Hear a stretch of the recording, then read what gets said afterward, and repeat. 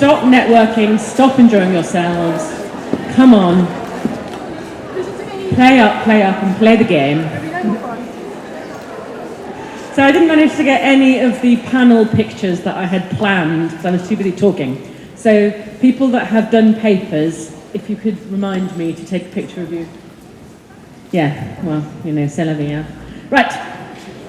So, are we feeling energized by this morning's proceedings? I'm terribly sorry about the warmth. If we could just do a big stretch. Sun, yes. Oh, don't you start complaining about that. So, we're really, really excited about the next panel, and it's a bit different, a bit of a departure for us. And as if this wasn't all kind of self-referential enough, talking about the Archers, this is a panel talking about us talking about the Archers. So, and as I mentioned at the beginning, we're doing a book on class, which is the next book. But we're also, thanks Cara, doing this book, which is the fandom book. And this is all about using the prism of something from popular culture to animate the kind of conversations that we're all having now, and how it's a different thing when we've all got the Archers in common. And you know, the stuff that we've had over the years, the papers we've had over the years, have been so mind altering and mind opening. And so we're sort of, that book, which is the Academic Archers Community of Practice book, will be based on these papers by our friends. Now, because they're talking about groups and things, then there are some sound clips in these ones, so just bear with us. As you know, tech is a necessary evil and not our home. So, and we're going to do it slightly differently. We're going to have the panelists up on the stage here, and hopefully when we and I'll be throwing my sharpened flapjacks because we would like to have some notion that the papers do kind of speak to each other in a sense, so we're hoping for that. So we've got Claire Astbury and Helen Burrows here already. Ladies, if you could go sit down, yeah. And then, I'm afraid, in a late substitution, Professor Carenza Lewis of Time Team fame was on a train that was hit by a deer last evening, and she had to go home. So, she's not joining us today, I'm afraid. I know, but we do have Academic Archers royalty. That's who I'm talking about. Sarah Merry and Jez. Where's Jez? Up. So, now, I don't want to embarrass them at all, but this was a panel. So we have our usual peer review process, which is rigorous, and as some of you are involved in, don't put your hands up, it's a double-blind peer review process. But there's a special kind of another hurdle for this panel, and you know, we had to know you and know that you knew us, because obviously it reflects onto the fandom questions. So this is basically our home team for today. So I give you the fandom panel: Claire, Helen, Sarah, and Jez.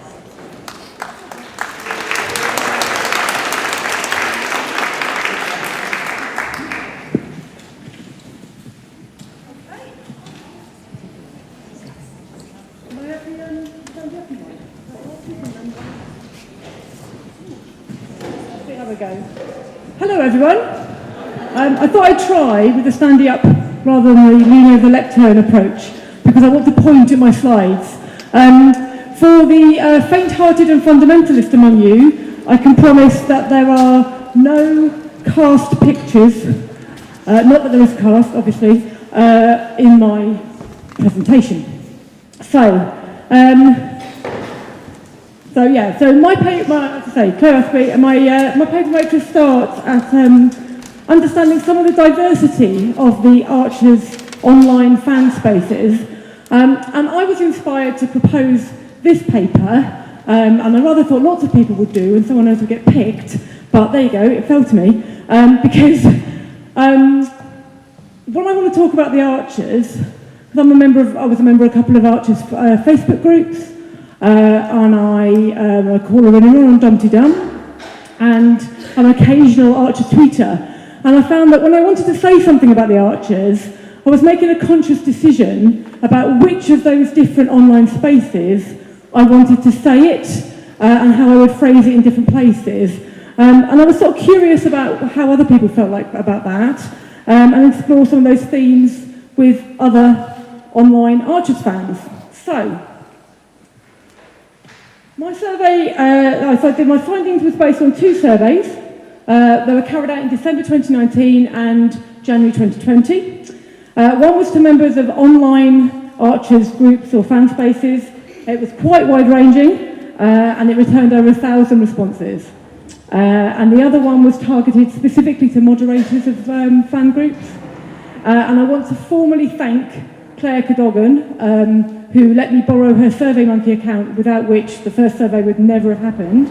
So thank you very much, Claire. So both of the surveys were anonymous, but I did collect some demographic information. So let's start by seeing who gets involved in online Archers fan culture, or at least who fills in a survey to admit that they get involved in online fan culture. And I think you can perhaps start by taking a look around the room and taking a guess at what some of those demographics might look like. So, there's a lot of data here. Right. So, from the responses that we have, we've got an overwhelmingly female response. That's the red bit here. So, lots of ladies. And then, interestingly enough, over here, you can see these 2 sections here. Half of the people who have been engaging online have been listening for 31 years or more. So there's a lot of long-term listeners. When it comes to where people live, about 3/4 are living in England. Most are British people living in the UK, but there is a really significant overseas online Archers fan presence, represented today by people like Timothy, who, I'm going to come to that cohort later because there are some really specific things about that cohort which I will follow up on. And then in terms of age profile, nearly half are 55 to 70, over half are over 55. Not so many youngsters, not so many men, but maybe that's just the people for the surveys in, I don't know. So in terms of the moderators, similar sort of cohort, similar demographic, slightly more likelihood that a moderator would be an overseas listener, and slightly more likelihood that a moderator would be male rather than female. Oh no, I mean they're still mainly female, but there's more likely to be male than the general population. So, let me go and retrieve my bit of paper. In terms of where people are engaging online, very significant response from Facebook users. Over half of the people were on Facebook. Quite a lot of people were only on one platform, although they might be on multiple groups, and this is going to explain how sort of Archers terminology and slang can transfer between different groups, and bits of culture can transfer between groups. Some people are on more than one platform. Myself are using at least 3, so I think that's not completely uncommon. But there we go. So the real heart of my thinking was, what do people do with different groups? Do different groups have different cultures? Why do people join different groups or leave different groups?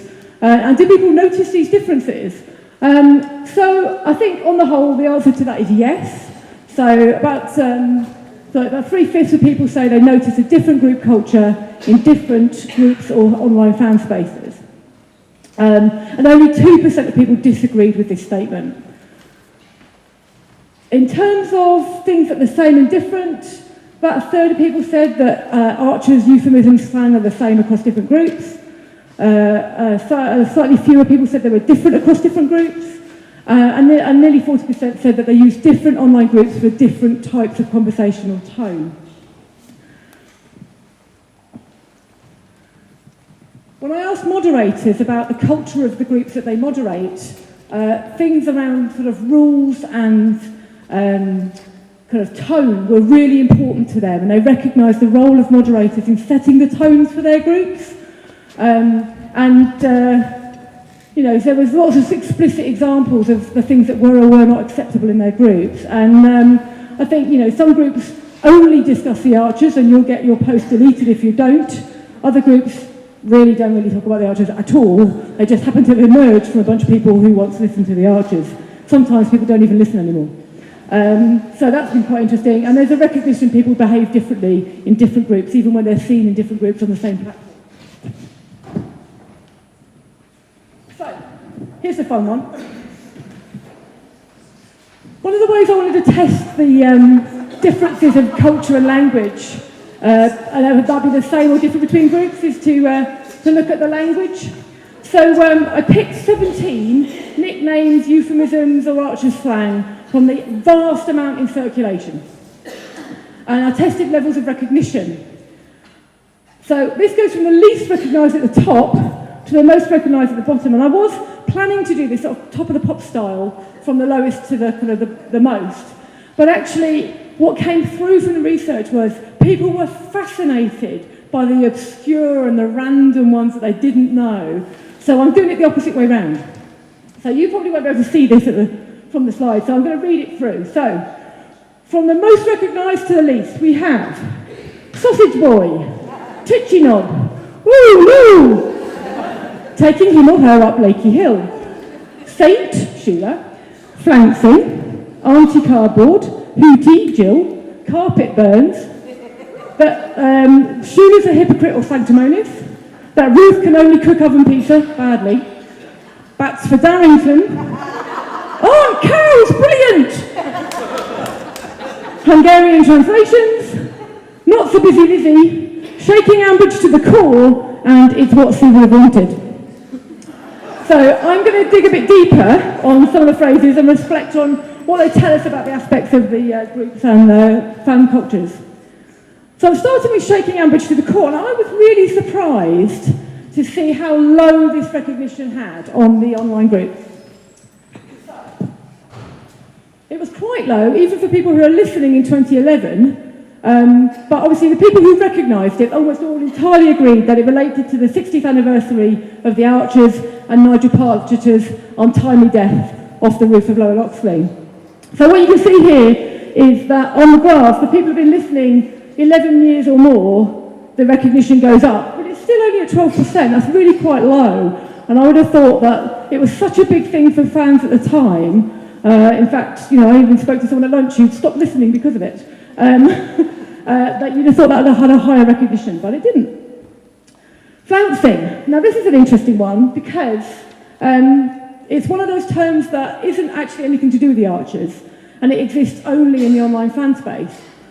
So it's got a really high recognition across all the different kinds of platforms, but people specifically mentioned the Archers Appreciation Group, but it's also true across a number of Facebook groups, and it was also highly recognised across message boards and websites, which implies that it's been a long-term online Archers fan term for leaving a place in a huff. And I think it may even go back as far as the BBC Mustard Land message board. I don't know that for sure, but the origins of it seem to go back a long way to some of the very early online spaces. Hungarian translations is an interesting one. Now, originally, it was a euphemism for sex, especially in the context of an affair, and the phrase originated in the early 2000s, around the time I started listening myself, and I believe it referred to Brian's affair with Siobhan, who was a translator. But only about half the people who defined the term gave this definition. So the blue here relates to sex, the red is Siobhan and Brian, so about half the people said it was something to do with that. Now, mapping it across to the graph, you can see that people who've been listening the longest were far more likely to have said that it was sex or Siobhan. But you can see for newer listeners, they're very far more likely to say Lexi. That's the purple line across here. And there was a high number of people who said, oh, it's got something to do with Lexi. And actually, quite a big showing for Debbie as well. Now, perhaps this piece of slang is changing in meaning over time, or I've not really seen it in circulation recently, so it's possible that people answering the survey were just having a bit of a guess at what it meant, and they know that Lexi's sort of Eastern European, they've got it from there. So So from one euphemism for sex to another, pretty much everyone who said they recognised the phrase "taking them up a Lakey Hill" agreed about what it meant. So here's the word cloud. Claire, what does it mean? I'm about to explain. So here's a word cloud about the various ways that people described what this means. And I really enjoyed seeing what people's open choice descriptions were. So we had all sorts of things from canoodling and outdoor fumbling, that's one of my favourites, to the more demure courtship and beyond. And someone who said, couldn't possibly say. And also I noted that 8 respondents to the survey suggested it specifically relates to anal sex, which I had not been aware of. So when I asked people about the similarities and differences between the groups or online fan spaces, it was clear that with so many options available for people, they find the groups which work for them and they leave the ones which don't. Many comments expressed dedication to the group that people most enjoy, and they also conversely criticised the tone of the groups that they disliked. So I've got a whole load of quotes here. People find their tribe, basically, and I just wanted to include this one, which acknowledges the fundamentalists in our midst, that will brook no mention of actors or the fact that it might not be real. And it also shows how, online engagement drives listenership, and then listenership drives online engagement, and they exist now in a sort of mutually reinforcing space. I also asked people about the benefits that they derive from online engagement. And there was a lot of evidence for this. So although 30% of people have left a group because of the tone or the atmosphere of the group, broadly I think they're leaving for other groups that they like better. And a lot of people say that they get a lot of benefit. So, 3/4 of people say they look forward to discussing the Archers online. 76% of people said it increased their enjoyment of the Archers. And those figures were high across all the cohorts, regardless of their age, their gender, how long they've listened. But the importance of an online community for Archers fans overseas was really, really evident. So, what we've got here in the graph is the red is about people who only discuss the Archers online, and the blue is that they only know of Archers fans online. They don't know anyone in real life. And you can see that you've got British people in the UK here, British people overseas here, non-British in the UK, and non-British overseas. And you see 3/4 of the people who are non-British listeners overseas, they only know people who listen to the Archers via an online space. And 2/3 only discuss the Archers online. So it's interesting that the people who are non-British listeners overseas were more likely to have used online spaces to arrange real-life meetups with other Archers fans than people in the UK, despite, or perhaps because, they're more isolated. And I look forward to a conversation with Timothy about that. So, there are lots of things that people get from their Archers groups. And the older people and the people who've listened longest, which I guess sort of correlates really, were more likely to mention that they've made friends or they've received emotional or practical support from fellow Archers fans online via online groups. And this was particularly high for fans using dedicated websites, and they are the longest standing online spaces. So again, it reinforces the people who've been involved longest are more likely to have formed those bonds. And also, older listeners are more likely to enjoy discussing non-Archers issues with Archers listeners. And many groups exist explicitly for non-Archers purposes, such as sharing cat photos, and we've got the Archers cats with us today, craft, talking politics, and so on.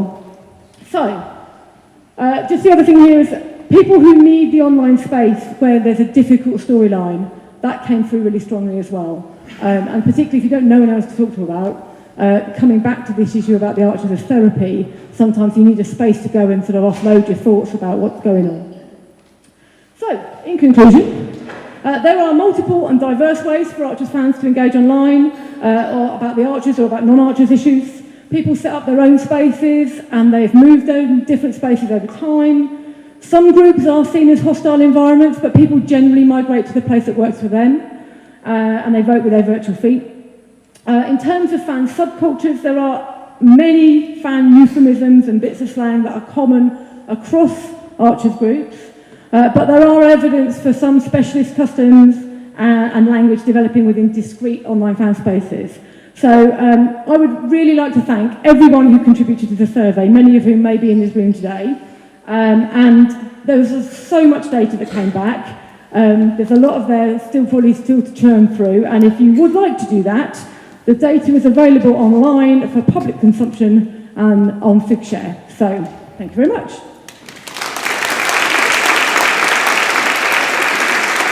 Thanks, Claire. So if you don't mind, we'll roll them all together because there's so much similarity. But I would just say there is something about how active the moderators are in framing that tone and stuff, and it's something we struggle with quite a lot because the minute, there's only one way you're going to get thrown out of academic archers, and that is talking about flouncing, because we don't recognise it as a thing. But if you're horrible about real people, then you'll find yourself out as well. That's the only. No, I think to use the term flouncing is bullying. Oh yes, I agree. Yeah, I talk about it later. It is symbolic violence. Yeah. Right. Speaking of symbolic violence, that cardigan man. Can you turn round so everyone can see it? I mean, it's absolutely amazing. So I should say, for those of you who are newer to us, Helen Burrows has presented at almost all of our conferences, because you didn't do one. 4 out of 5. And she still has things to say. Okay, right, first of all, I have to give credit to my daughter for the title of this, because I said, I'm going to talk about creative fandom. And she said, don't you mean fandom-de-dum-de-dum-de-dum? So it stuck. I'm very new to fan studies. In fact, it's being involved with the academic archers that has sort of got me interested in how we as fans interact with the archers, with each other, and how things like this can lead to development in informal education, I think I'd like to call it.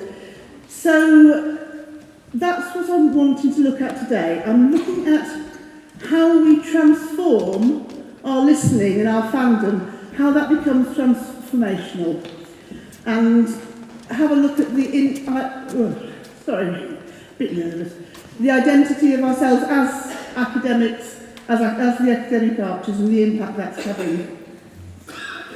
Okay, get the buzzer. That's right. So, the archers count as cult media. Fandom is something that people have for cult media. It counts as cult media because it has a niche audience, nostalgia appeal, and it forms a subculture. However, I'd also argue that the Archers is an essential part of British culture. We've had parodies of it for many years. You may recognise the Tony Hancock, The Bowmans, but how many of you know that the film The Killing of Sister George was a parody of the death of Grace Archer? That was quite a shock to me to find that out. We have it on Dead Ringers, John Finnemore's Accidental Archers, all sorts of things on the radio. Billy Connolly saw the Archers' theme tunes being so recognisable that it maybe ought to be our new national anthem. And that'll come up again. As part of the British culture, it was a clip of Barwick Green was played during the opening of the Olympics. And sort of on a more serious note, the BBC overseas has used the Archers model in Afghanistan to put forward a sort of similar soap to Educate, which was the original remit. Whoops. So, there's been a lot of things sort of commercially produced for the Archers. Now, this isn't about fan production necessarily, although some of it will have been produced by fans. The BBC has licensed a whole load of books, right from the start up to now. They've also licensed items for the Archer's Addicts, as it doesn't exist now, I don't think, but as it did anyway. They don't have an official fan club like that anymore. Other people have produced some beautiful ceramics, cards. Two of my favourites are Unheard of Ambridge, which was a cartoon from the late 70s, I think, early 80s, which looked at gave a voice to the silence of Ambridge, including Kenton, who was silent at that point. That's a lot of people wish he is now. Another favourite of mine was the Bonzo Dog Doodah Band's cover of a 1930s song, Jollity Farm, which ends with a quick burst of Barwick Green. We've also had some theatre productions, and one of the Archer's anarchists, Jane James, wrote a very acclaimed stage show done by Sonny Ormond of Dorothy, The Airings of an Archer's Aunt. And I also saw something on Facebook from a panto where they were doing Robin Hood and the cry went up, "Bring on the archers," at which point the tune set up and they ordered a country dance. But what I want to talk about is fandom, and as I say, it's something that's not necessarily familiar to all of us. It will be to some, but not to all. So there'll be terms that you won't have heard of before. It's sometimes talked of as fanthropology. So, fan scholars are scholars who study fans. Yeah, whatever fandom it may be that they're talking about. There's a lot of stuff on heavy metal fandom. Fan scholars with a hyphen in the middle, there's an overlap there. They're people who are fans but are also scholars and study the subject that they're interested in and the fandom. ACCA fans are academics who identify as fans, which I think we could probably say most people in this room would go with. But there's a lot of debate about the full meaning of some of these terms. Fan production can be material or media, sort of creativity. It's usually shared with other fans so that there's a point to doing it. You don't necessarily, need to jump just to keep warm.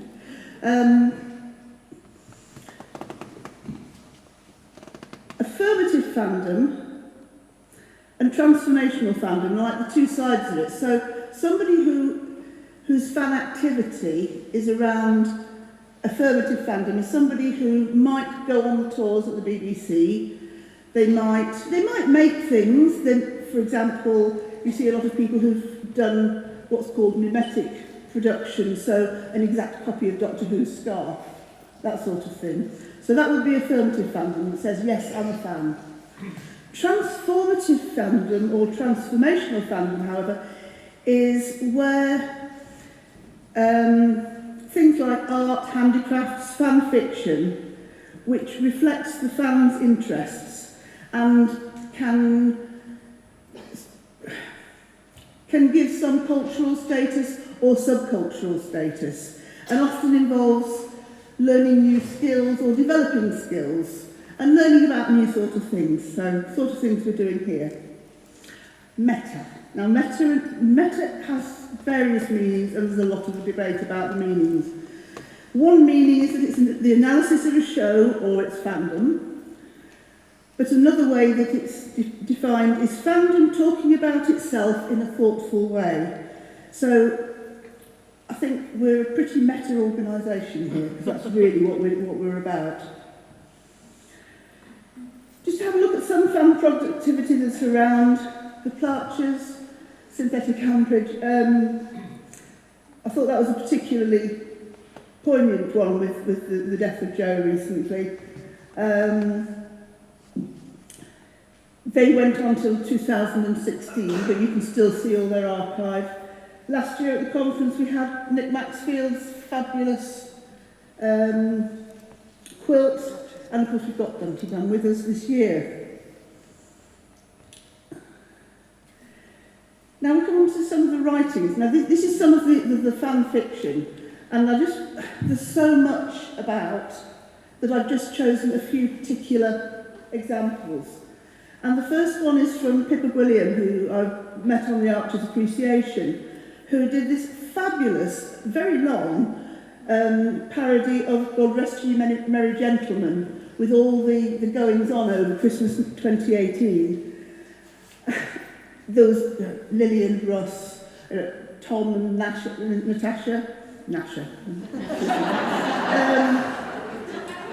So it's beautifully done. It scans. You can sing along to it if you wish to.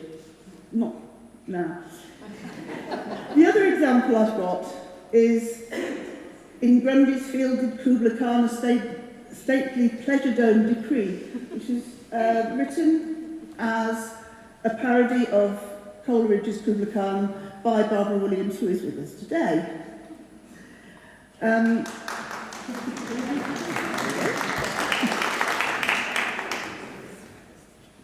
why these are transformative are that they are not, they talk about the Archers, they talk about what's going on, but they do it in a way that demonstrates incredible skill in how they're put together, and they show the interest in poetry or whatever.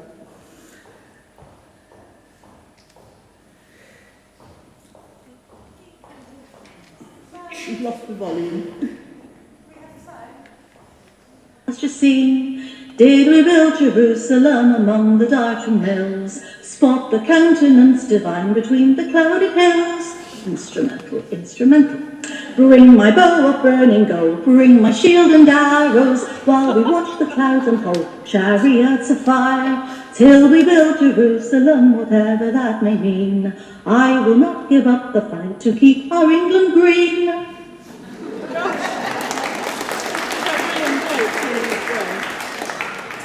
Talis Kimberley is another term from fandom, a filk singer. So somebody who is a singer-songwriter of things that she's particularly interested in. She's an on and off fan of the Archers. I mean, this references Billy Connolly's suggestion that the tune would be a good national anthem, but it also looks at her interests as well. She's a local politician in the Green Party, so it sort of ties that all in together. The next piece I want to look at briefly is The Borsetshire Tales, by David Gutteridge. And this was a lengthy series of copies of Chaucer, inspired by Linda's Canterbury Tales, but written about the different people in the village. So you've got the blacksmith wife's tale about Alice. You've got the surgeon's tale, the tree surgeon, Jamie, who gets no other mentions often, but they're all the way through. They're fabulous. Search them out. Go on to Archers Appreciation. It's in the files section. You'll be able to find it and read them all. I talked to David about this, and he started off as an English graduate, which is where he came across Chaucer, really, and then got involved in medieval history. And he aimed in doing this, the bit about developing skills, was to make it look authentic. So it actually looks quite authentically Middle English, even though there's lots and lots of local modern slang in there. But it does have some older words, so a clan clept Archer, a clan named Archer. But then you've got a selfish Alice stuffs her guts with drink. And it's readable, it scans, it's very, very well written. And he wrote that, started off writing it when the rehearsals were being broadcast, and managed to get it up in sort of the time between the end of the programme and 8 o'clock. And it was very well taken. So in terms of sort of the subcultural capital, he was getting some really good feedback from the rest of the fan group. And now I'll come on to my cardigan, I promised. Again,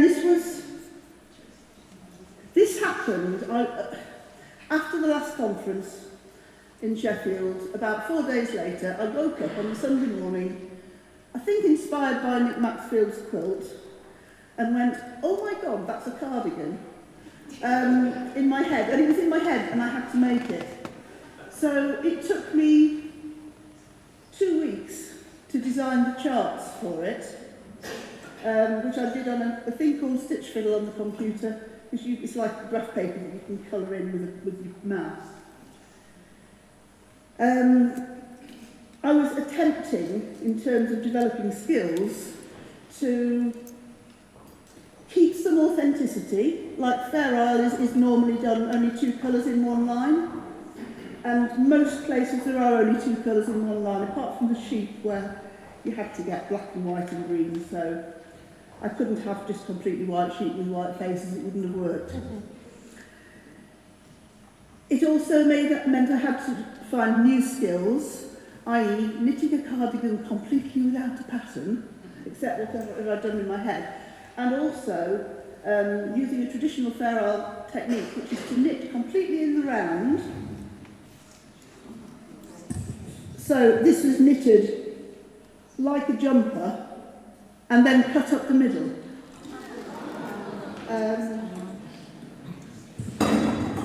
That's really scary, and those of you who are knitters can probably imagine how scary it is. Have I just done something? Come to the next slide. There we go. Thank you. Yeah. The sleeves didn't turn out quite the way I expected them. What I'd wanted to put in was almost like memorial strips, which had the names of characters who had left us, such as Walter, Phil, Dan and Doris, people I remember from my youth. But it didn't. Couldn't fit it all in. But I had to put in Helen's stabby knife. And rather freakily, as I was knitting Will's shotgun, I was listening to the episode where he let it off through the ceiling. So yeah, that was a little freaky as well. But it turned out really as a celebration of all that's good and bad in Ambridge. So I think the other bits of the cardigan I prefer the best. And you can only really see them when it's on the chart. So to come on to the other thing I wanted to mention was about the whole idea of informal education. Booth wrote a paper in 2015 about fandom forums being the classrooms of the future. And in that they encourage critical thinking and thoughtful criticism of common culture. Now, I know Corenza was going to talk more about the impact of the academic arches, but she's not going to now. That's slightly thrown me, actually. But what I would like to say about our impact is that this is quite a unique space. We are ACCA fans. We are fan scholars with or without hyphens. But we're also experts by experience. People who are the listeners, who haven't been academics, who have no wish to be academics, but who are also equally welcome to come and talk to the conference, to put their ideas together. So that inclusivity and that sort of circular feedback almost makes us an incredibly better group. And it's had some huge impacts. I know the first conference inspired one of our number to go to university. Look at you. And you're now in your third year? Second year at Oxford now. I lost my confidence as an academic after some very bad experiences at the university I was working at, and it's given me back my confidence. It actually got me a job in Women's Aid, actually, after writing about Helen Burrows.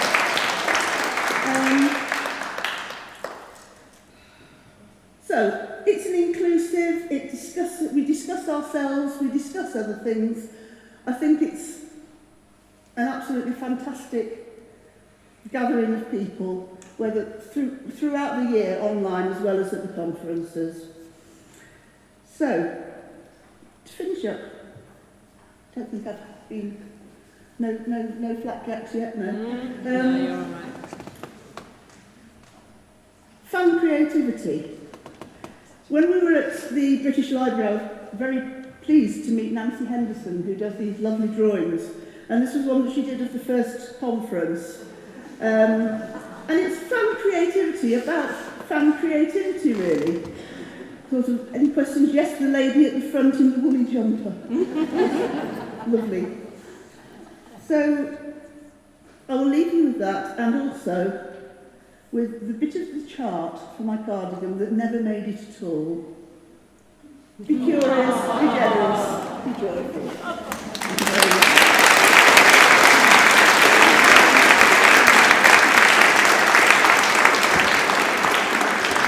I absolutely loved that. And we did write a bit about that, didn't we, in the first book about the ACCA fan stuff and the fan scholar stuff. But we just welcome exactly listener experience as well as the conceptual frameworks, and that's kind of how it's been. You're all our research fellows. And if it matters, you can also be honorary academic archers professors. Speaking of which, Professor Sarah Jane Murray.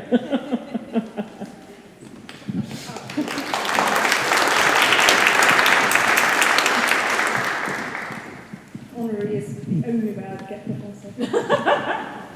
Okay, I'm Sarah Kate Merry. I work at Coventry University in the Centre for Post-Digital Cultures, which we basically look at things to do with the ubiquity of the digital in our everyday lives. So part of my research that I'm talking about today is to do with that, is to do with a lot of what Claire talked about, and the way that we use our online communities as part of our fandom to perform our fandom. I mean, nearly everyone here, I'm assuming, is at least a member of the Academic Archers Facebook group, so, you know, we're all part of that community. And one of my, I am a fan studies scholar, among other things, and one of my research interests is non-participatory membership of online groups, so people who lurk, people who are silent members. And I keep coming across people who are silent listeners, and they don't actively listen to the Archers anymore. So that's the thing that I really wanted to look at this year. They want to keep up with what's going on in Ambridge. No, that doesn't help. But they don't actually listen regularly. And it is relatively unusual for people to be studied in fan studies and also to identify themselves as being fans of something, of a product, of a piece of media that they don't actually consume. It does happen in some of the bigger multi-generational, I suppose, fandoms like Star Trek and Star Wars, where people may like one generation of it, but not others. But the fact that the Archers has been around for so long and has so many ways, we have so many different ways of accessing it, makes it quite an interesting way of, an interesting thing to look at to do with this. So, what I'm talking about today is really only half of the story of the research that I've done. Partly because of time, and I timed this yesterday and it came to 20 minutes, so I'm going to skip a couple of slides. But also because it's just not finished yet. I did surveys and it's not all, it's all been analysed, but not all of it is going to be able to fit in this presentation, and also I have more to do. I want to follow up on a lot of it. There will be quite a lot of charts. Sorry, anyone who was here last year knows I love a chart. So these are some of the questions that I started. Oh, that's really, sorry, that's not as clear as I thought it would be. Some of the questions I started with when I first thought about this research. The Archers website a couple of years ago said that listeners to the Archers are loyal fans but take no prisoners, which I think might be our subtitle as a group. But I think we can all agree with that. But there are also a lot of people who consider themselves to be loyal fans who are not actually listeners, or not loyal listeners maybe. People take time off from their listening for shorter or longer periods for a variety of different reasons. Quite often they're personal, moving abroad, having families, just busyness, not being able to make the time, find the time. And the reasons they come back are also quite often the opposite of those. So they move back to the UK, and also the development of the technology that allows us to listen at any time. But the storylines are also a big factor in the way, in terms of the reasons that people stop listening and the reasons why they come back. So what I'm looking at in this study is where the online fan communities play a part in that. So I collected data using an online survey. It was shared on various Facebook groups, including by Claire, thank you very much, and on some other groups, some other online groups, not just Facebook, via Twitter and various other places. And I shared it relatively late. I think at this point it's been up for 3 or 4 weeks. I have just under 400 responses, and it's going to be open for a while. So if you haven't done it and you would like to, if you've ever stopped listening, I'd be really grateful for you to take part. And I will be sharing it, it's on the last slide, but I can also, I will be sharing it online in the next few days again, and I can always give you the URL in person if you stop me and ask. So, there are limitations, obviously, with doing an online survey. It's self-selecting, but it's people who have stopped listening, and they're people who are members of online groups. So the limitations aren't quite as bad as they could have been. And as I said, I'm not reporting on the entire survey today, so it's only the first phase of a larger planned study. On to the charts. Okay, so the first question I asked was, do you consider yourself to be a fan? The largest blue section is yes. More than 3/4 of the respondents said yes. Only 2 of them, which is a little tiny red bit, said no. And both of those said that they do listen sporadically, but they don't care if they miss episodes here and there. They also both described it as having become silly, so that probably explains why. The other 2 sections say sometimes, and I used to consider myself a fan, but I don't anymore.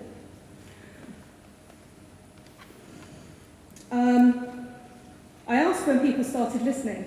What I'm going to do eventually is correlate the length of time people have been listening to whether or not they stop and start again, or maybe don't.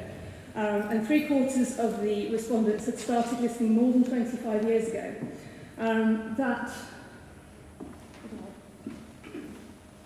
So it's in 5-year blocks starting from 1951. So the largest group started between 1981 and 1985. Sorry, now I'm using the thing. And they've been listening for so the majority of people have been listening for more than 25 years. And we've had a couple who are very new, so they started within the last 2 or 3 years. I think Jerome's paper last year talked about, you asked for a word that people use to describe the Archers, and comfort and habit were 2 of the words I think that came quite high. And it's mentioned a lot, and I think people coming back is part of that, and that's something I'll talk about in a bit. Most people were listening regularly, so just over half of people were listening very regularly. About a third said they weren't, and those people who said they weren't listening regularly just weren't listening, so they had nothing else to say about the regularity of their listening because they just weren't. There are some people who were kind of neither of those. They were listening a bit, but they were people who just don't really mind if they miss episodes here and there. So these are some of the comments that they made. I'll read them just in case you can't see them. Sometimes the storylines or characters are irritating, and I opt out for a few weeks. I sometimes follow a story by iPlayering it, so I'm currently following Josh and Jim, but not Kirsty and Gav. Sometimes I can't bear to listen, especially when bad things happen to people like Neil. Some bits I will listen to 2 or 3 times, like oh, Josh was arrested. That made me so happy. Current storylines are irritating, characters becoming more annoying than interesting. It has become rather silly, and I'd rather do other things. A couple of people also mentioned difficulties in using the Sounds app. Okay, this is when people listen. So they go from lunchtimes on the left, evening, omnibus, and online. So the online is overall the most popular way of listening, which is not surprising. I think most of us, people that I've talked to over today and yesterday, nearly everybody listens online at least some of the time. Evenings are probably the second most popular. And I think a lot of things happen. A lot of people listen when they're in the kitchen. There's been, in the comments to other questions, there was a lot of discussion of listening in the kitchen, during dinner, when preparing dinner, after dinner, and also in the car. It fits with commutes quite often, which is a sad indictment of our working hours in this country. Have you ever stopped listening? The majority of respondents had. 56 people had never stopped listening out of 400, give or take. I asked for people who'd stop listening for like at least a month because holidays don't count. And also, obviously, the first thing we do when we come back from holiday is catch up. So, I asked people when they stopped listening. Again, this is something that can be correlated with other answers. But the top one, for those of you who won't be able to see it, is 2014. Why? Helen and Rob, yes. It's when it really started to kick off. Well, the worst of it started to kick off. 2019 is the second most popular, which was mostly Ed and Emma. It really put people off. And 2011, I think we all know why that was. Yes, Nigel was murdered.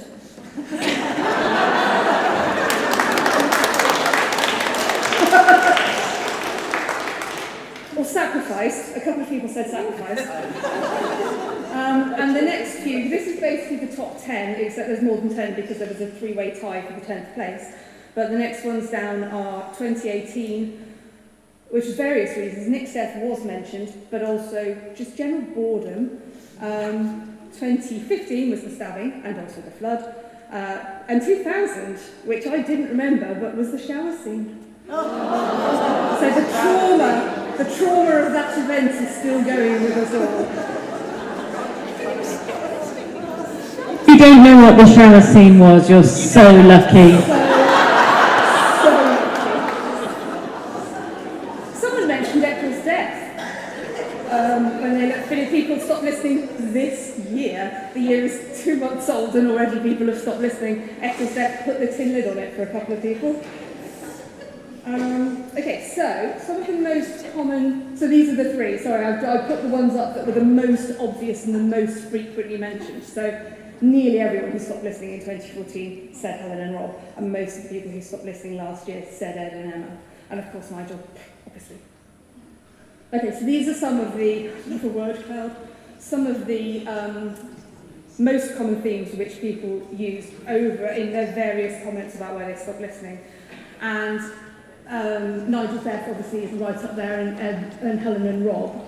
Out of character behaviour, properly narking people. There was so many comments about bad writing and inaccurate portrayal of the characters. In the middle, I don't know if you can read it. There's yellow words in there: grundy bashing, boring, bad writing. Some of the smaller things, which are less frequently mentioned, were Pat forgetting that she was Welsh. Massive. Unfinished stories as well, which honestly I don't. I suppose we all just keep listening in the hope that they'll actually remember that Stefan still hasn't been solved. Bunting came back. Sorry? The bunting. True. It is worth hanging on. You never know when it's going to be resolved. So looking at how long people stop listening for, the most common length of time for people to stop listening was somewhere between 1 and 6 months, closely followed by I have not started again. Some people stopped listening for decades, and quite often they were examples of people who listened when they were children and then went away, didn't think anything of it, and then somehow came back to it. They heard an episode, or they remembered that they'd enjoyed it when they were young, or would have something in a news story. So they came back to it after like 30 years or 25 years. So there's a big gaps in people's listening. I wanted to know, and this is part of the research that I haven't managed to follow up on as much as I wanted to, was whether people kept up with the storylines when they had stopped listening. And most people said that they did, not always on purpose. So the red section is the no, and the other three sections are yes, sometimes, and not deliberately. Facebook groups were by far the most popular way of keeping up with things. Nearly everyone is a member of some kind of Facebook group or an online environment where they caught up. There was a lot of... I've separated Facebook and Twitter out from just online because some people just said online, and some people mentioned things like Mustardland, and some people just didn't specify where they were catching up from. Things like the Radio Times and its synopses by other fans. So the Archers, there's a Ravelry group for Archers fans, which is marvellous and has synopses written by one of the members, which are honestly better than the episodes, like 90% of the time. And that was mentioned by quite a few people, and that's really nice, one of my favourite places online. And accidentally overhearing episodes, a bit upsetting. So people would just kind of just hear it and then suddenly think, oh yeah, okay, I might follow up on that, don't know what just happened, don't know who that Welsh woman is, can't be Pat. And this is one of the things that I really want to follow up on, and I might steal some of Claire's research to help me with it. So this word cloud is the reasons that respondents gave for starting again. Accidentally listening, big thing. I got hooked. I don't know what happened. I heard it and then I just had to know. And it really, really popular. And obviously technology, being able to listen at any time is a massive thing. For people who stopped listening, say 20 years ago, being able to now catch up on it just makes a massive, massive difference. Keeping up with plots from friends and whatever as well made a big difference to them. Missed it. Lots of people just went, oh, I just missed it. I stopped, but I got really angry, but then I missed it, so I had to go back. And fitting into lifestyle, so again, that fitted. A lot of people mentioned their commute, the fact that their children had sodded off, the fact that they'd got rid of a partner. One of my, the storylines resolved. Most of those were, people said storylines had resolved. A lot of them were the people who'd stopped because of the Helen and Rob storyline, but other storylines that stopped when they found out through their membership of the online groups that the storylines had finished. They would start again. But the Helen and Rob storyline did bring some people back in as well. So it's a real mix of things. And one of the nice things that I really like was one person said that they got married and their spouse, the reason they stopped listening was that their spouse didn't like the Archers, so they didn't listen. Did the marriage survive? It did not, because when I said, why did you start listening again? Got rid of spouse. Absolutely my favourite answer. Also, somewhere in the middle, and I don't know, I'm sure it wasn't Nicola, it just sounded like Nicola to me. Somewhere in there, in tiny writing, is someone who said, it's always bloody on. So I can't avoid it, might as well just listen officially.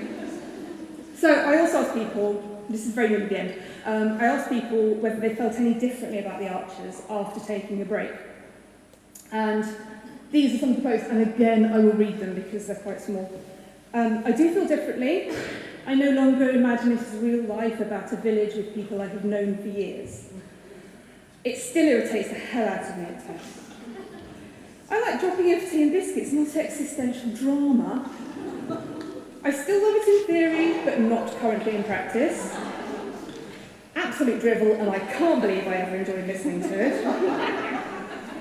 I can't think of a character I would grieve for.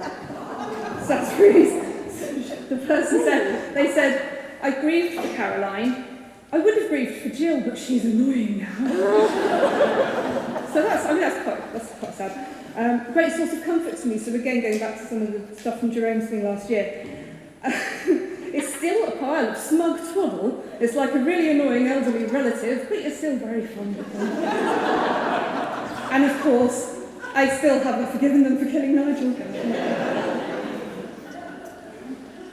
So that's it. As I said, I still have more to do. I've got more analysis to do. I want to do follow-up interviews. I would love it if more people would complete the survey. And then hopefully there'll be a nice chunky piece of research at the end of it. And that's it. Thank you very much.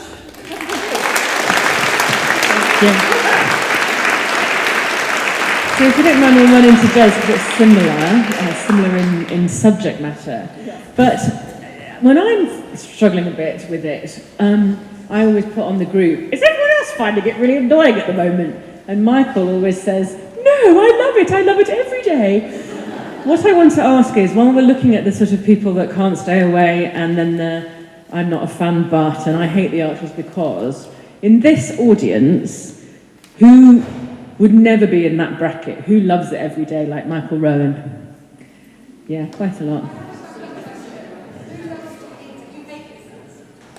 That's different. So the opposite is who hate listens, even though you're hating it, you listen to hate it even more. And there's there's quite a few of those. So the people that always love it, like you, maybe, but can you up again? I love it every day. Oh, aren't you lovely? Sorry for all the kind of slagging them all off bit. Right.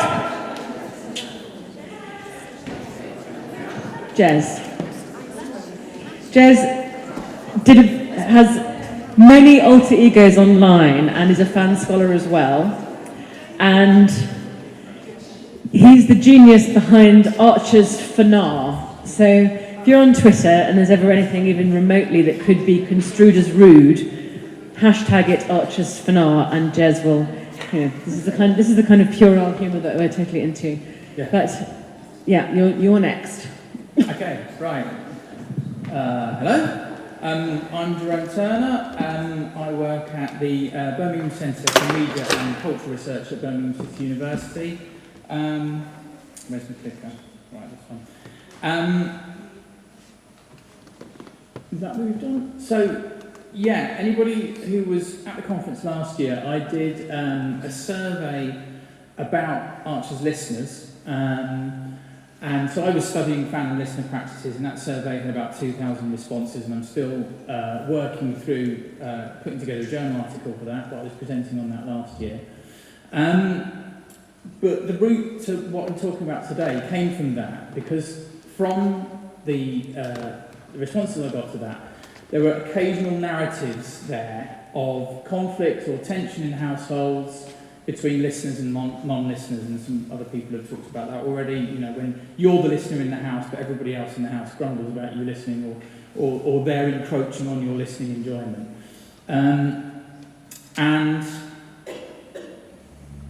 Hold on. Right. And that, I don't know if anybody can read that, but that kind of made me think about my kind of route through life of being a listener. Which, I'll read it for you, goes from kind of ignorance of the Archers to boredom of it, this is as a child I think, to tolerance, kind of ironic interest through 20s through to 30s I guess, genuine interest in my 30s I suppose, and now tech-enabled obsession, so I don't know if that's familiar to anybody else. And I think, I've heard those kind of narratives from a lot of people, but also I was inspired by, obviously, everyday encounters with people who don't listen or who hate it. Or when I'm at work and I tell them I'm coming to the Archers conference, they roll their eyes and just walk away, essentially. And I work at a centre for media and cultural studies, so you would expect there's like 2 or 3 people that I can talk to about the Archers at work, and everybody else just gets bored of it inhabiting my Twitter timeline. So one thing to be clear, I had a quite interesting discussion with one of my colleagues who does work more in fan studies. Fan studies is a relatively new area for me as well. And And she was, when I said I want to do something about people that hate the Archers, and she was kind of saying, oh, well, are you talking about anti-fan, the concept of the anti-fan, which Cornel Sandros talks about, or snark fandom? So anti-fan and kind of snark fandom inhibit the kind of same kind of area, which is the idea that you are a fan of something. We talked about, loving to hate, but you are potentially parodying it yourself as well in doing that, whether creatively or just, loving to hate it and hating it and loving it at the same time, all that kind of thing. I wasn't interested in that, so it was a relatively short conversation with that colleague, but it was quite informative to give it some kind of framing. What I was genuinely interested in is people that don't listen to it. So roll VT, please, Cara, if we can. Sound up, please, thank you. And now on Radio 4, it's time for The Archers, the way it sounds to people who don't really listen to The Archers, but, sometimes it's on. And there's a new arrival at the Bull, which doesn't mean a baby, it just means someone's come in.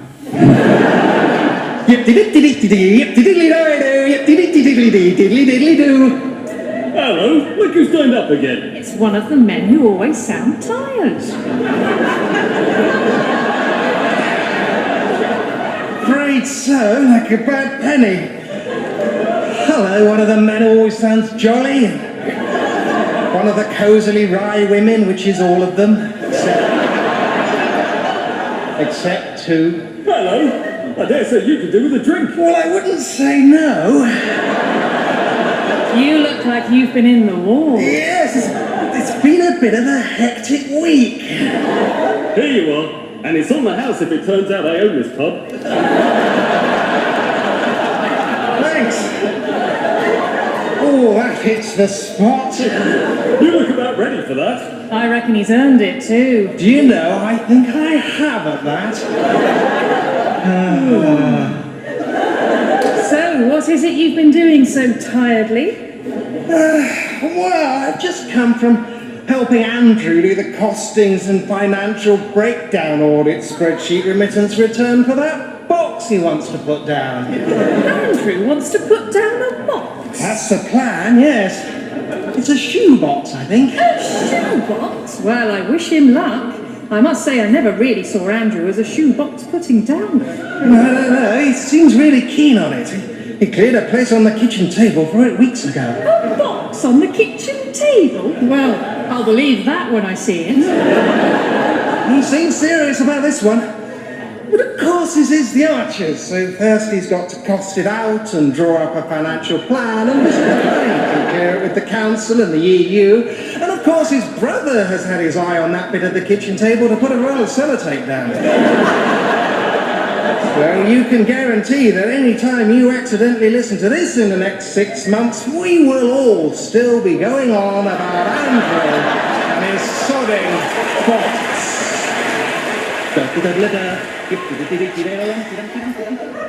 So who's heard that before? Yeah, great. There's some new exposure for John Finnemore there. It's a wonderfully observed sketch.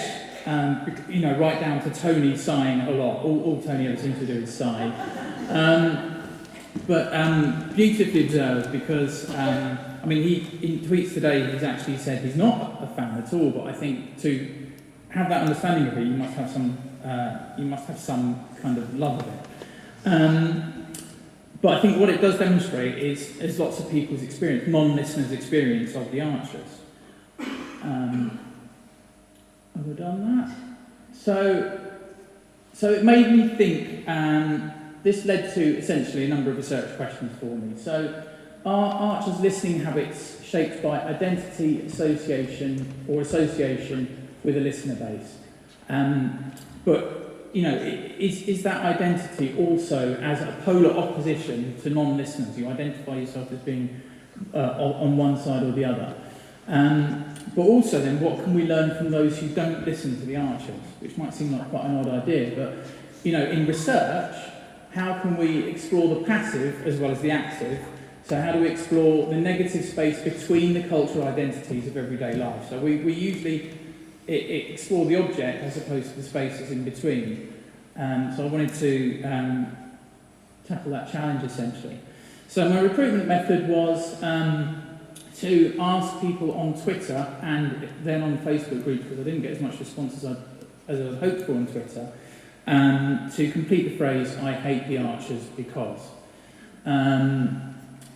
And the initial problem was really in problem making people who understand who I wanted to talk to, that I wanted to listen to wanted to talk to non-listeners, as opposed to fans who are grumpy about a certain new storyline, so the way we talk about, hating aspects of the show.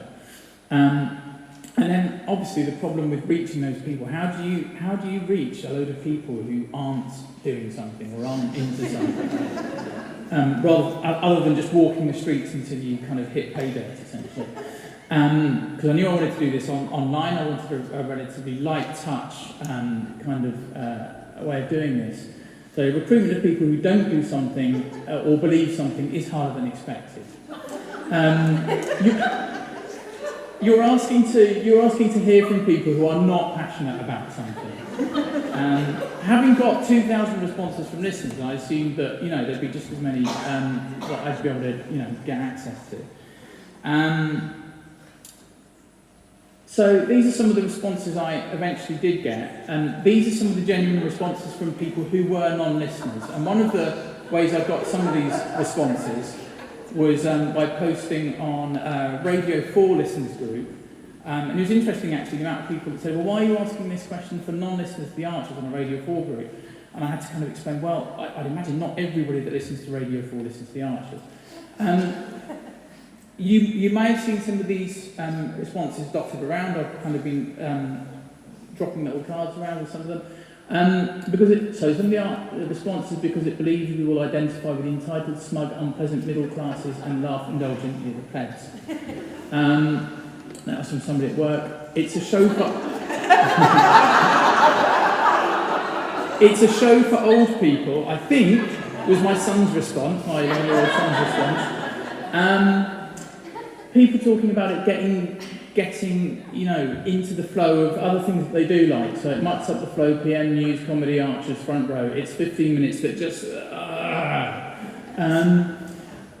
I can't identify with any of the storylines or characters. I hate the music so much that it puts me off from the start. It seems really smug. I hate the strange accent, so there's kind of a vein there of smugness. I think I had about 50 responses to this survey or this kind of intervention, and a few people talking about they identify it as a soap opera and they have issue with the idea of soap operas in general, really. And then because there were actually listeners as well that responded whether I wanted them to or not, I thought, well, I'll include these. I've asked people for their response and I'll give them voice as well. So the kind of things that bug listeners, the petty and unnecessary competitions which are created sometimes just to create pointless drama, such as Jim and Robert's birdwatching or when Lillian and Linda were knitting for the grandchild. They never stop bloody talking while they eat. It's disgusting. This is true. Whenever someone says I've really got to be going on, I don't have time, they always have time.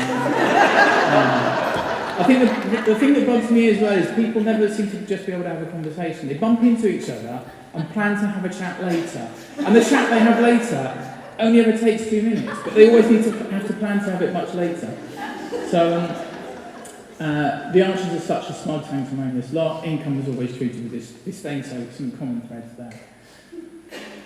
So what I was getting from that was, partly that people don't hate the Archers as much as I assume them to. It's more indifference. And I don't know whether that's actually more offensive to us as listeners, that people are just, a bit indifferent to it rather than actually hating it. I don't know how I feel about that. There were concerns about representation of everyday life as utopian or smug. And some of the listener concerns also stem from people assuming this is a lens on real life, so not treating it as a constructed radio drama, and the fact that a lot of the stuff that happens that annoys us as listeners is because it's radio drama and it has to work in that way. Yeah, I know, heresy, radio drama, whatever. But maybe people don't hate the Archers as much as we think. So we are not maybe the marginalised community that we might think ourselves. And finally, I think really this is just as much a story about research and the practice of research. So you can't second guess anything. You can't second guess how easy it might be to get responses from people. So have a backup plan. I had to enforce plenty of backup plans to get just a few responses really this time. The other thing is, most of the time you need participants more than they need you. So they don't know you a favour. People don't know you a favour in responding to something. You need to make it as easy as you can for them. You may need to explain yourself 100 times that, these are the kind of people I need to hear from, not these people. And there's no such thing as failed research. So everything is a learning experience. And I believe that's it. And there's some references. Thank you.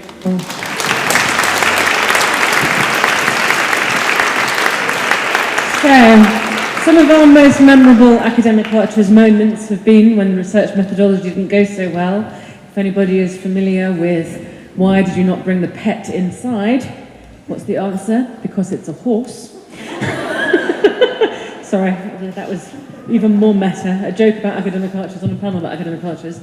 So, does anybody would like to kick us off? So we've got about 10, 20 minutes for questions. 12 minutes. Now, does any of this stuff leave some people cold? You think, what is this all about? Or you want to say something else? Anyone got a mic? Sally.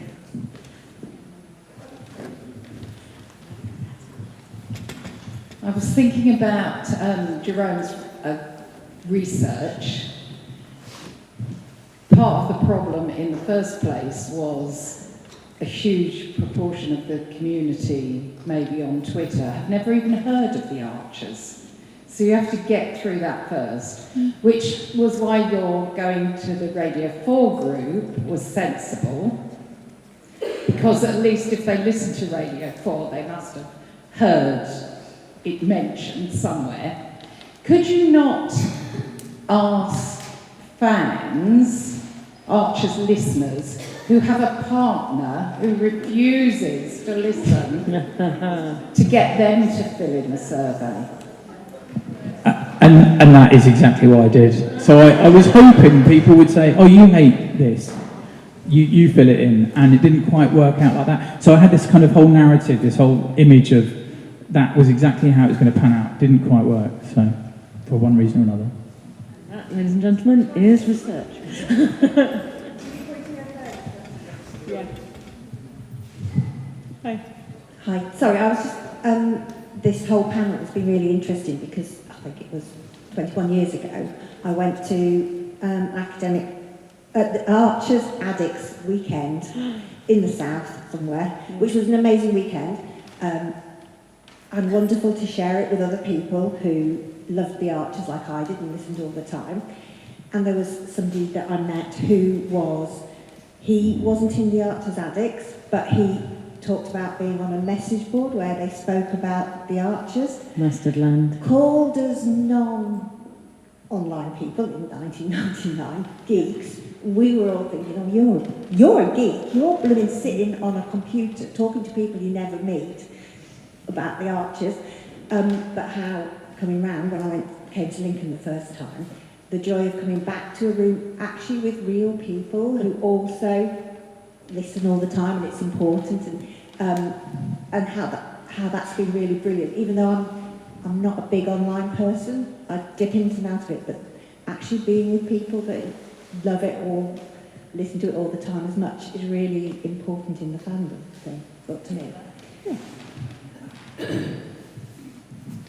That's a really interesting comment, because in my survey I asked people whether they'd engaged in a pre-internet Archers fan group, and quite a lot of people had, but only about, I'm trying to think, it was like 10% had, and then only 10% of those were now still involved in a non-internet Archers fan group, and it feels like that the online space has expanded to or at least amongst the people who responded to the survey, fair point.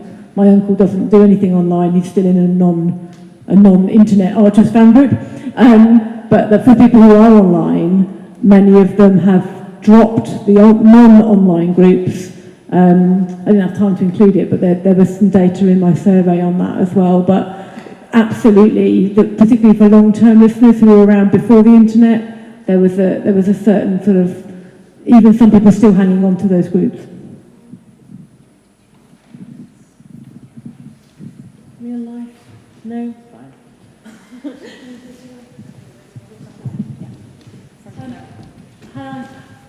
I was thinking, when I told my daughter I was coming to this, she said, "Oh, I used to listen to that. Oh, I used to listen to it for the Rob and Helen thing." And then I stopped. And the reason that she listened to it was that she'd heard me talking about it, and that she thought she'd been through a very difficult relationship, not as bad as Helen and Rob, but she'd been through a very stressful relationship.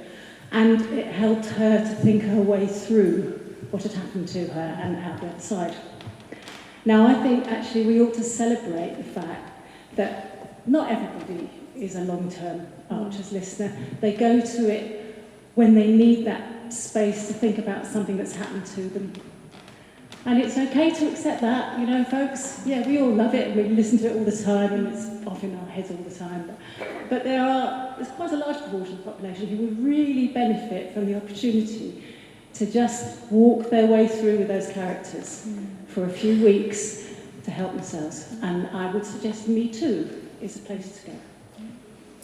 That's a really good point, and I guess it's back to the Archers as therapy, I suppose, from the earlier paper, isn't it? You know, I would say I thought with Will's storyline about the where he could have been sectioned, it was very I thought that would make good listening, and as people said, like about crisis service and what you would do in that scenario, like quite powerful stuff. Anyone want to talk about that?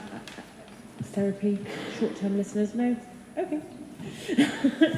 Yeah, I had a question for Helen about fan art. You mentioned fan fiction, and I would have thought 90% of fan fiction that's found on the internet has explicit sexual content. Now, I'm assuming that you didn't find any Archers related.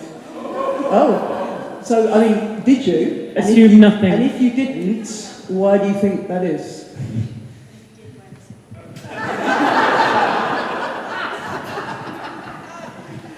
Yeah, there is some around, but there's an awful lot that isn't. And I was actually surprised when I was looking, and maybe I haven't looked in all the right places, but I think I'll ask Sarah to answer this. But I was quite surprised that there wasn't more sexual content in the fan fiction that I found. I naively haven't looked everywhere, I think. I found some which is quite sexually explicit. I do a talk called My BDSM Relationship with the Archers, which is about the pleasure and pain of being a fan. And I did some research just to see if there is anything out there. And the stuff which I saw was a long time ago, and it was very, very badly written. But literally within 3 sentences, it was utter filth. I can give you the URL if anybody does want it.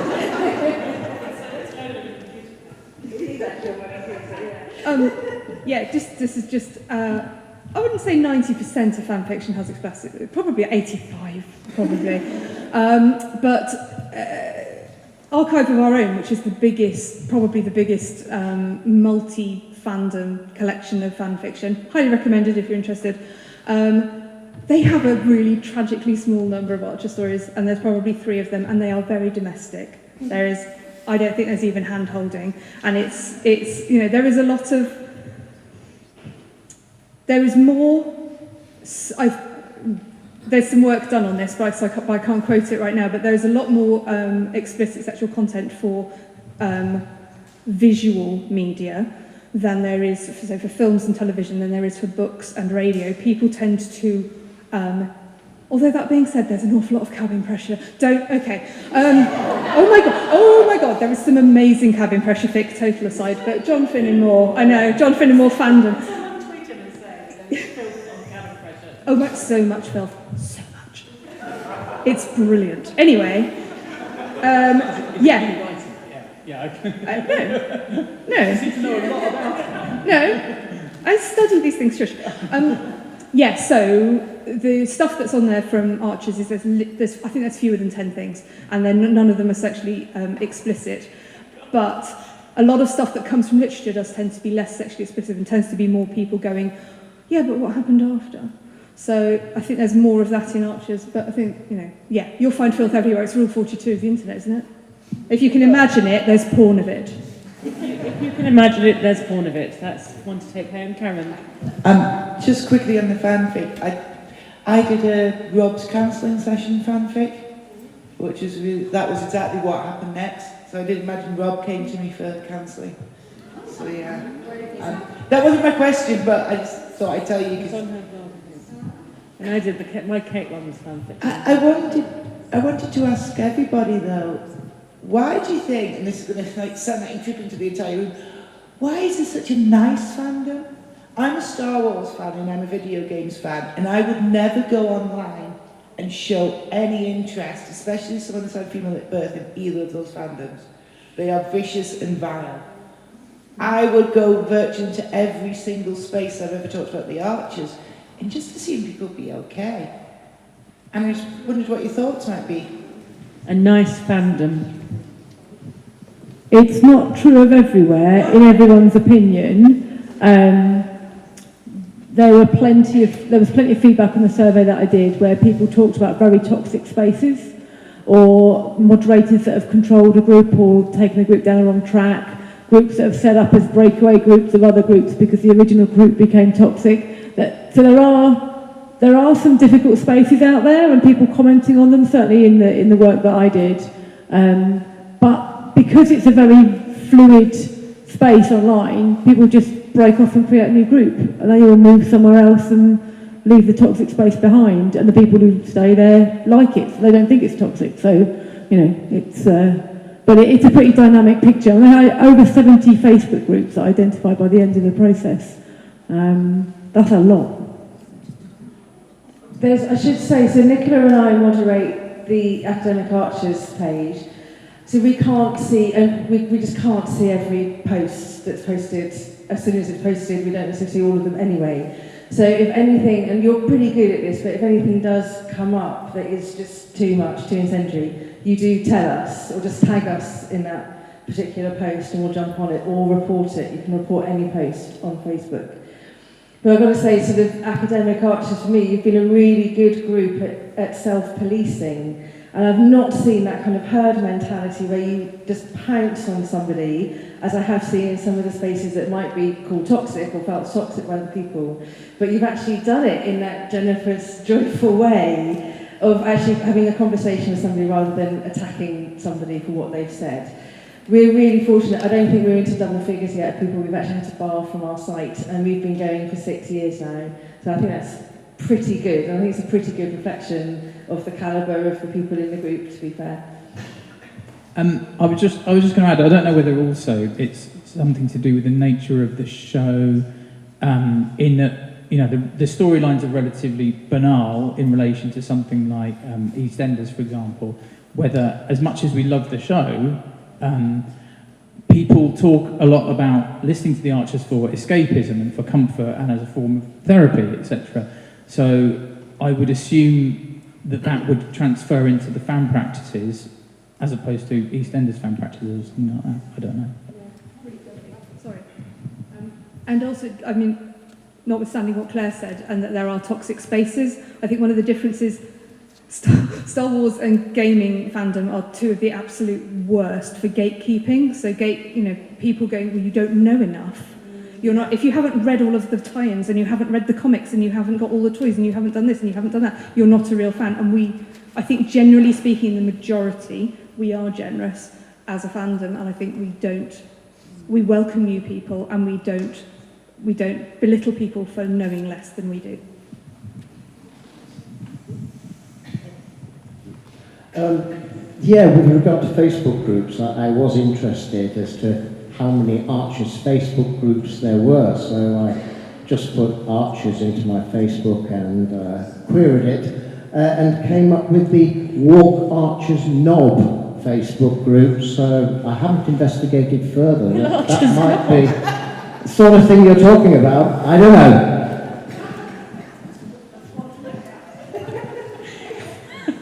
I literally can't think of anything I want to see less. Mia. Oh, hello. Slight change of tack, going back to the demographics. Assuming, I think probably the average listening in this room was something like 30 years. So since people were maybe in their 20s, that certainly applies to me.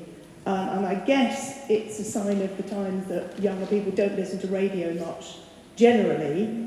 But I wondered if you've discussed this in previous events, the demise of the Ambridge Extra, which I think was trying to target younger people. Certainly my teenage son at the time quite enjoyed it.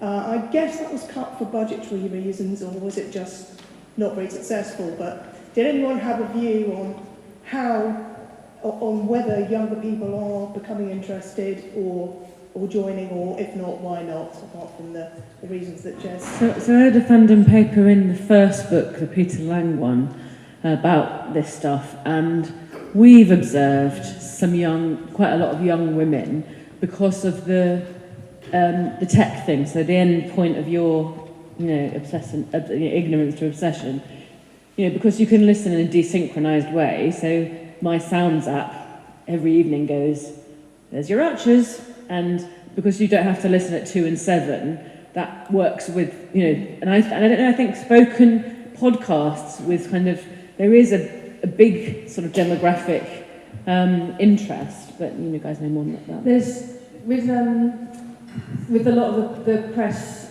attention being on Radio 4 trying to get a younger audience, there's been a bit of a backlash against that recently, saying, but particularly for Archer listenership, going, look, it's just inevitable. We will all start listening to the Archers. We'll get there eventually. We just don't have to do it when we're 20. So the audience isn't going to go away. It's just not quite there yet. And we did have one woman at a conference ask us, sort of say, look, my daughter doesn't listen to the Archers. I'm very worried about that. And we're saying it is inevitable. She will get there eventually. It is okay.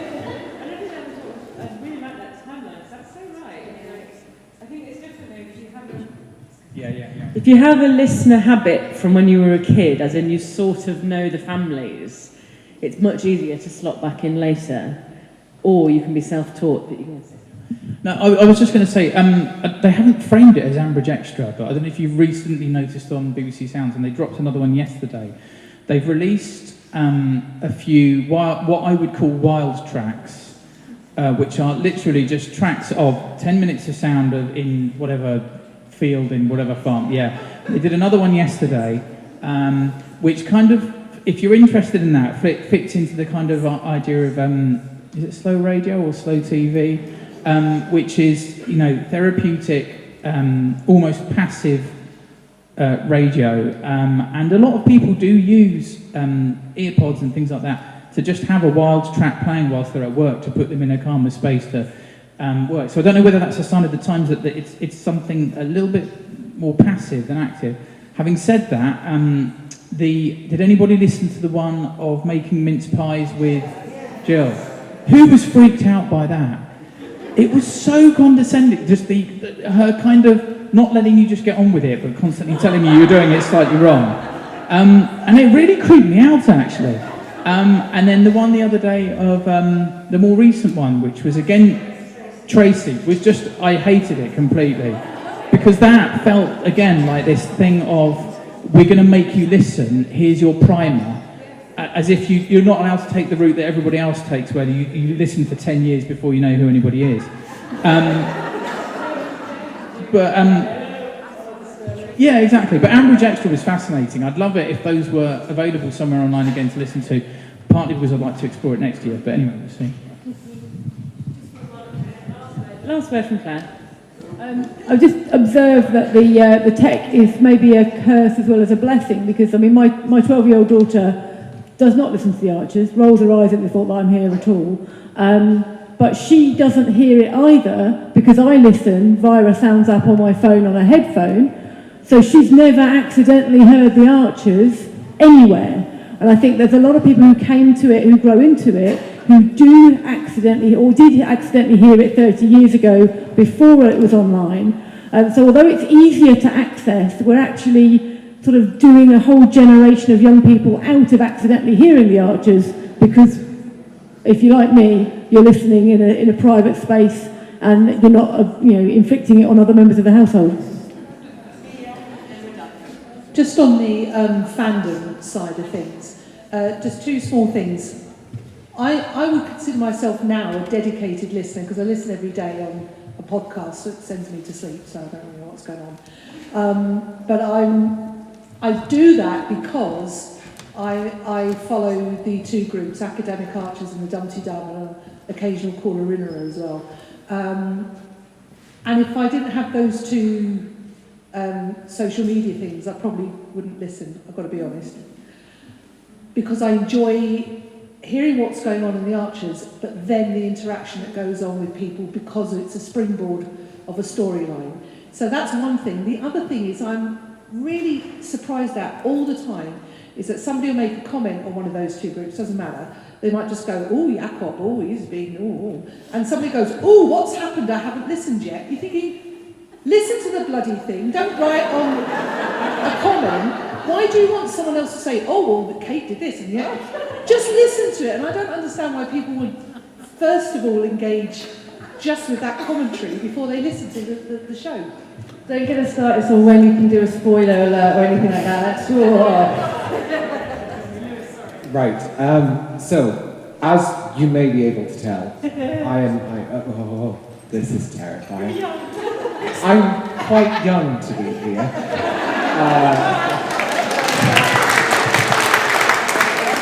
Clap me now, 30 years, it'll all fade. But I think for me, I find it particularly challenging because I encounter all of these problems.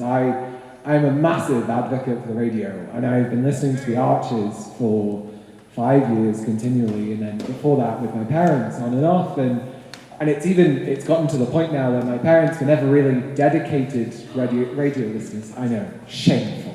Honestly, if that's not cause enough to call Childline, I don't know what it is. But it kind of got to that point where I was overtaking them. And they would come to me and they would ask me what'd been going on in the Archers or what they'd kind of missed. And I kind of found that fascinating. And I know quite a lot of my friends think that I'm incredibly bizarre because here I am.